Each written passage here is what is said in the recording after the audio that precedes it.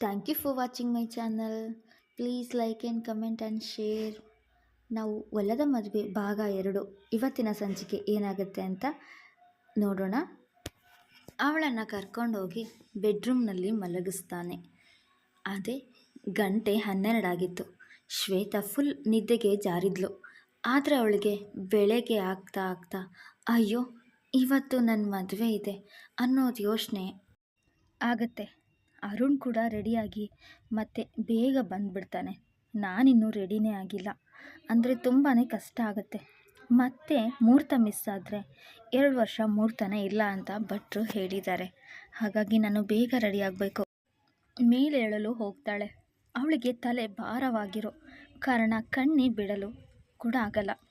ಆದರೂ ಅವಳ ಕಣ್ಮುಂದೆ ಯಾರೋ ಇಬ್ಬರು ಕಿಸ್ ಮಾಡೋ ರೀತಿ ಭಾಸವಾಗುತ್ತೆ.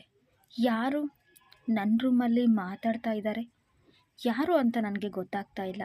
ಬಟ್ ಅವ್ರು ಯಾರೋ ಕಪಲ್ಸ್ ಥರನೇ ಇದ್ದಾರೆ, ತಕ್ಕೊಂಡಿದ್ದಾರೆ. ಈ ವಾಯ್ಸ್ನ ಎಲ್ಲೋ ಕೇಳಿದ್ದೀನಿ ಅಂತ ಅನಿಸ್ತಾ ಇದೆ. ಕಣ್ಣು ಬಿಡಲು ಟ್ರೈ ಮಾಡ್ತಾಳೆ. ಆಗ ಅವಳಿಗೆ ಪರ್ದೆಯ ಹಿಂದೆ ವೇದ ಮತ್ತು ಅರುಣ್ ಇಬ್ಬರು ಒಬ್ಬರಿಗೊಬ್ಬರು ಹಗ್ ಮಾಡಿರೋ ಹಾಗೆ ಏನೋ ಗುಸು ಅಂತ ಮಾತಾಡ್ತಾ ಇದ್ರು. ಇವಳು ಎಚ್ಚರಗೊಂಡಿದ್ಲು, ಆದರೆ ಅವರಿಗೆ ಗೊತ್ತಿದ್ದಿಲ್ಲ. ಆಗ ಅವರು ಹೇಳ್ತಾನೆ, ವೇದ ಪ್ಲೀಸ್ ರೂಮಿಂದ ಹೊರಗೋಗು. ಶ್ವೇತಂಗೆ ಗೊತ್ತಾದರೆ ನಮ್ಮ ಕತೆ ಅಷ್ಟೇ. ಯಾಕೋ ಹಂಗೆ ಹೇಳ್ತಿದ್ಯಾ?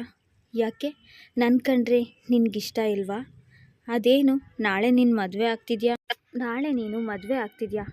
ಇವತ್ತೊಂದು ನೈಟ್ ಆದರೂ ನನಗೋಸ್ಕರ ಸಿಗ್ಬೋದಲ್ವಾ ಅಂತ ವೇದ ಅರುಣ್ನ ಇನ್ನಷ್ಟು ಹತ್ತಿರಕ್ಕೆ ಹೇಳ್ಕೊತಾಳೆ. ಬೇಬಿ ಅರ್ಥ ಮಾಡ್ಕೊ, ನಾವು ಮಾಡಿರೋ ಪ್ಲ್ಯಾನ್ ಬಗ್ಗೆ ಎಲ್ಲ ಗೊತ್ತಾಗೋಗುತ್ತೆ ಪ್ಲೀಸ್. ಯಾವ ಪ್ಲ್ಯಾನು? ಏನು ಗೊತ್ತಾಗುತ್ತೆ? ಅವಳಿಗೆ ನೀನೇನು ಹೆದರೋದು? ನಾನು ನಿನ್ನ ಮಗು ತಾಯಿ ಆಗ್ತಾಯಿದ್ದೀನಿ. ನೀನು ನನ್ನ ಕಡೆ ಗಮನ ಕೊಡಬೇಕು, ಅವಳ ಕಡೆ ಅಲ್ಲ. ಇನ್ನು ಈ ಆಟನ ಎಷ್ಟು ದಿನ ಆಡಬೇಕು ಅಂತ ಇದೆಯಾ? ದಯವಿಟ್ಟು ಅವಳಿಗೆ ಹೇಳಿಬಿಡು ನಾಳೆ ಮದುವೆ ನಡೆಯಲ್ಲ ಅಂತ. ಪ್ಲೀಸ್ ಯಾಕೆ ಈ ರೀತಿ ಮಾತಾಡ್ತಿದ್ಯಾ?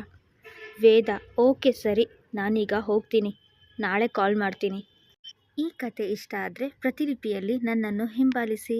Thank you for watching my channel. Please like and comment and share.